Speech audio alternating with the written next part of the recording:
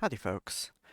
Today I'd like to talk a little bit about terminal and some really common terminal commands that you're going to be running into and using as part of being a software engineer. This isn't going to cover Git per se.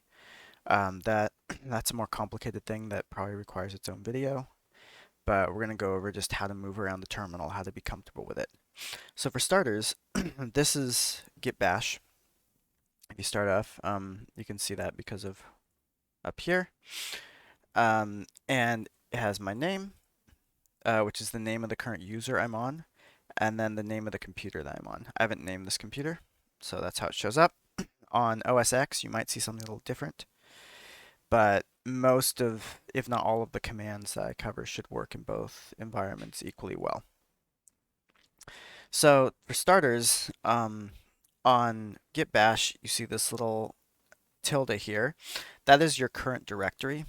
And if you go somewhere else, like if I go into boot camp, you can see that changes.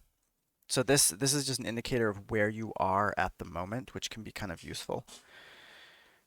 The tilde indicates your home directory. So your home directory on OS X is going to be the directory where your documents are, where your photos are stored, where your user exists as a base. It's definitely recommended that you put things here, that you start with this as a basis of where you put things, because this belongs to your user. On Git Bash, it's something similar, where it has a home directory that's created for my user, and that is represented by the tilde. The reason for that is because it's just a little more convenient to indicate that. So in order to show you why, let's talk about our first command. All of these commands are generally very short. The reason is we type them a lot, and so we don't want to have to type a lot. But the problem is that makes it really difficult to remember them in a lot of cases. So the first command is called print working directory, pwd. Now, what is the working directory? The working directory is just a fancy name for what directory am I currently in. And it's called working directory because that's the directory that you're working in. Right now, I'm currently working in my home directory. So if I hit this, you can see it's C users Robert. That is the directory I'm in, and that means that's the C drive because I am on Windows. Users, which is a directory on the C drive, and then my name, which is the name of my computer. That is equivalent to the tilde. So these two are the same. Again, we just use the tilde for convenience's sake. So pwd can be really useful if you're not entirely sure where you are in your whole file directory. You might find this more useful in OS X because, again, Git Bash has this nice little thing here that tells you exactly where you are. But if you don't remember what the tilde is, or you don't remember where your home directory is, or you just don't have it, it's not working, or you don't want to use it, you can use pwd and it'll tell you exactly where you are at that moment. The next command is list, which is ls. And there's a couple variants of this. What this will do is it will give you all the contents of the directory that you're in. So right now I'm in my home directory, which has a bunch of different files, a bunch of different folders. If you were using Explorer, you could actually just open it up and you'd see all those files and folders.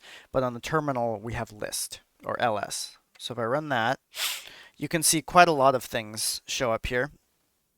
But you can see a bunch of things here like music, my documents, a couple of user data logs, OneDrive, pictures, start menu, a bunch of things that are related to me as the user specifically. If you aren't sure what is in the folder that you're currently looking at, you can use ls and it will tell you all these things. There's a couple of other options on this that you're probably not going to need to worry about too much. One of them is ls-a. The -a option, there's ways that you can hide files and folders, and it's not necessarily that you're trying to keep anyone from accessing them. It's just that they're cluttering and they clutter things up, and so it's not necessarily something you want to see all the time. -a will show those files and folders. So if I run this, you can see now there's a bunch of these other files that have showed up. The dot um, in any OS X or Linux operating system automatically makes it hidden, so it doesn't show up by default. And you can see, for example, let's see, this is the npm rc. So when we talked about npm, this is the resource file for that. This is my SSH directory. This is a settings directory for VS Code. This is a settings directory for the SQL Workbench. That's what a lot of these are, because it's very rare that you're actually going to need to access any of these, because they're generally settings for specific programs. And so they're all here, but they're hidden, so you don't really have to see them. But if you do ls-a, you can. The other flag that's often useful is ls-l. What that does is that goes into long form mode. And I'll show you what that looks like. You can see there's a lot more, not more data now. This here's on the very right here is the same list of what they actually are. On the left is the permissions, the file permissions on this. If it's D here, it's a directory. If it's a dash, it's a file. R is for read, W is for write, X is for execute. Don't worry about that too much. But if you ever run into the case where you can't open a file or you can't write to a file for some reason, it's probably the permissions. Then I'm not completely sure what this one is. Then here is the person that created it, which is my name. Not entirely sure what this is either. This is the size of the file. I believe it's in bytes. So you can see directories don't have a size. And they don't have a size because they're just directories. The ls command doesn't compute how big they are. You have to use some other commands for that. It just shows you there's a directory there. You might notice application data here has this little arrow. What that means is this is actually a link, a symlink. And so it's basically a shortcut. So someone's created a shortcut called application data in my home directory, and it points at this other directory. Same with cookies here, which points at this other directory. My documents also points at the documents folder, which is here. And this time and date is the last time that this was modified. And so you can see some of these have been modified recently, some of them not so recently. So that's that's the ls command. So if you are in git bash and you want to get rid of all this stuff because it's clogging stuff, you can run the clear command and it just removes everything. In OS X, you can actually use Command K to achieve the same effect. So if you use Command K, it'll also clear your terminal. So the next command that's really important is change directory, because right now we're here, but we might want to go somewhere else. So change directory is cd. If cd requires you to tell it where you want to go. So if I want to go to boot camp, I say cd bootcamp, press enter, and now you can see this at the top has showed me that now I'm in /bootcamp. If I run pwd, which remember prints the working directory that I'm in, it now says I'm in C users Robert bootcamp. And if I run ls, it'll give me the contents of what's in bootcamp. You can see here there's actually a lot of student projects because I've been busy grading project 1. There's a couple of options to cd. It starts off, mainly you're going to be passing directories into it. If you say cd with nothing and give it no arguments at all, and just cd and enter, it will always take you back to your home directory. So you can see here, I was at bootcamp and now I'm in the tilde. The other way I could have done that, so again, if I say cd bootcamp, if you put 2 dots tells it to go up a directory. So let's actually go a level deeper. If I go into my class activity directory, pwd, so now I'm in C users Robert bootcamp class activity. From here, if I cd, it's going to take me all the way back up to C users Robert. That always works. If I say cd dot dot, all it does is it takes me one directory up. So it takes me back to bootcamp. So you can see C users Robert bootcamp. Let's go back to the home directory. Remember that CD with no parameters. We can also put more complicated paths into CD. So if I say CD bootcamp slash class activity, oops, I misspelled it, boot amp. If you misspell a directory, it will tell you. Gives you a helpful little message. So if I correct that typo, enter, you can see now it's taken me to that full directory path, which is actually quite useful because it gives you the ability to rapidly move up a directory. Like let's say if I was back on main and I know I need to go into our UCB account and I need to look at like module 1, activity 1. I can go cd bootcamp, and if I press tab here a couple times, it actually shows me all of the folders in there. So then I can say UCB, and I don't want to type this entire thing. So if you type just enough so that it's pretty obvious what you're doing and you press tab, then the terminal will fill out the rest for you, which is kind of nice. Right now I've done the slash, I press tab and then tab again. I can see O1 class content, so I'm going to type O1 tab. Class content, I know I'm looking for module 1, so O1. Then O1 again, well, let me just show you that. And you can see I haven't left my home directory yet. I'm just building this really long path name. Oops. So if I hit tab here a couple times, you can see it puts that 0 in there. And what that told me is that every single thing in here starts with a 0. So it's saying, hey, if you're going anywhere else, the 0 is going to be there by default. But if I hit it again, it gives me O1 and O2. Type 1, tab. Okay, so then let's go to O8.